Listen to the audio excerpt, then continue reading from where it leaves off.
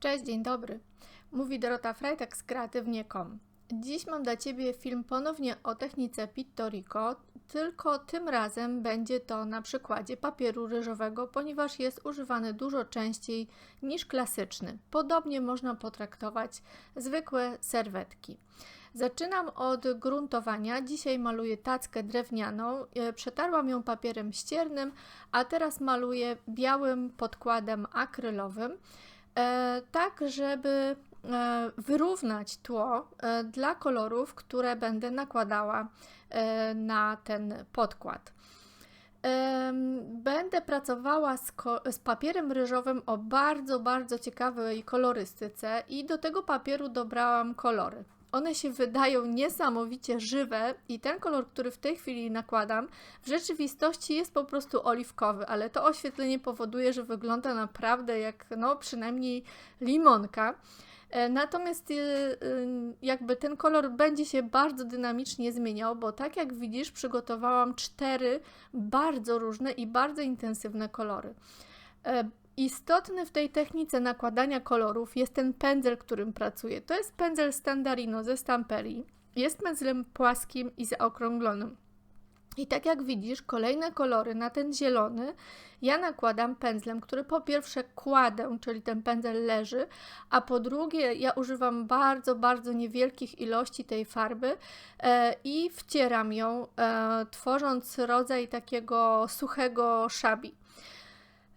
Czyli tak, położyłam oliwkowy, na to poszedł fiolet, na to kładę intensywny różowy, który również znalazł się na tym papierze ryżowym, który było widać, a na końcu przyszedł taki kolor o nazwie Sahara. Ja przy okazji też testuję nowe kolory akrylowe i będą one dostępne w takim bardzo fajnym, ekonomicznym zestawie na start, idealnym właśnie do cieniowania.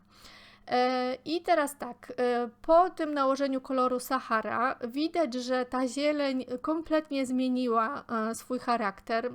Ta tacka zrobiła się niesamowicie jakby przestrzenna już na ten moment i w środku zostawiłam ramkę na szerokość około 1,5 cm. Oklejam, właściwie 2 cm, oklejam taśmą malarską wnętrze tej mojej tacki i teraz zrobię okienko w kolorze kremowo-białym. To jest istotne, dlatego że gdybym zrobiła to okienko białe albo kremowe, to żyłki papieru ryżowego byłoby dosyć mocno widać. Papier ryżowy nigdy nie jest ani śnieżno-biały, ani równomiernie kremowy, dlatego położyłam 2 warstwy taką techniką chmurkową biało-kremowej farby. Przygotowuję sobie papier ryżowy i ja go właśnie nie wycinam, tylko wyrywam. I te porwane kawałeczki, te żyłki, które wystają jakby na tych miejscach przerwania, one się wtopią idealnie w tło. Widać, że tło nie jest jednolite, ale to tylko będzie zaleta w przypadku cieniowania. No to teraz przyklejanie. Kleję klejem do dekupażu. Klej do dekupażu nakładam pod spód, następnie przyciskam papier ryżowy z góry, tak żeby bardzo dobrze wypuścić całe powietrze. Przyklejam tutaj niewiele elementów, bo tylko 2.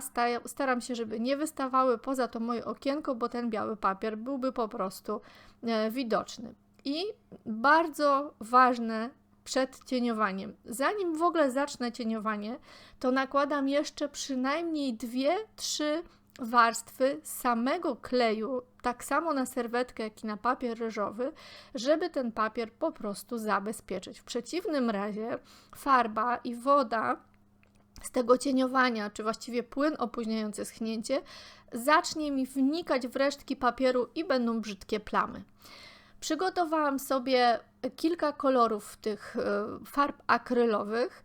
Najważniejsze, żeby wśród tych kolorów był kolor brązowy i biały i opóźniacz schnięcia do akryli. I bardzo delikatnie tutaj, w przypadku tego papieru naprawdę trzeba niewiele, bo on sam w sobie jest mega intensywny.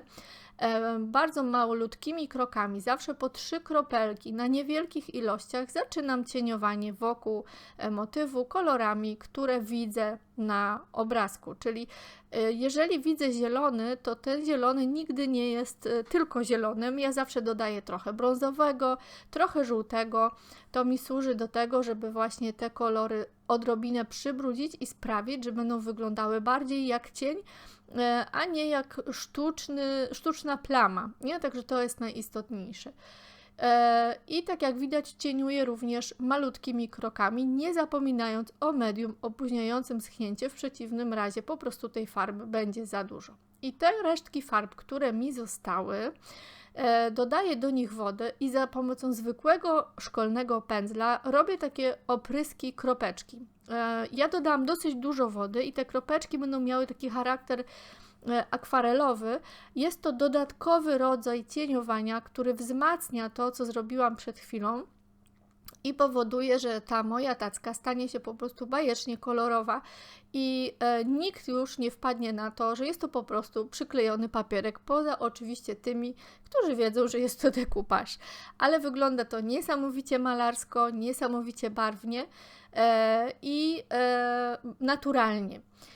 W tym momencie, po wyschnięciu, zabezpieczam wszystko lakierem z sprayu. Bez tego całe to moje cieniowanie mi po prostu spłynie pod pędzlem z lakierem. I dopiero po tym, kiedy ten spray wyschnie, zaczynam właściwe lakierowanie. Ja sobie tutaj używam lakieru żelowego La Pajarity. Jest to lakier, z którym mi się osobiście bardzo wygodnie pracuje, bo ma taką konsystencję, że nakłada się go bezawaryjnie, gładko i niespływająco, że tak powiem. Ciężko jest zrobić z niego zacieki, jest bardzo przyjemny w pracy. Nakładam tego lakieru przynajmniej 3 warstwy i sprawdzam, jak wygląda wnętrze mojej tacki. Jeśli jest wystarczająco gładkie, po dokładnym wyschnięciu i utwardzeniu lakieru nakładam warstwę lakieru hard, który powoduje, że można na nim stawiać gorące kubeczki. A tu jeszcze schnąca tacka gotowa. Mam nadzieję, że Ci się podobało. Zajrzyj koniecznie i sprawdź ten zestaw na start, bo wydaje mi się, że ten zestaw kolorów będzie optymalny właśnie do cieniowania. Do zobaczenia w kolejnym filmie. Zostaw parę słów od siebie. Pa!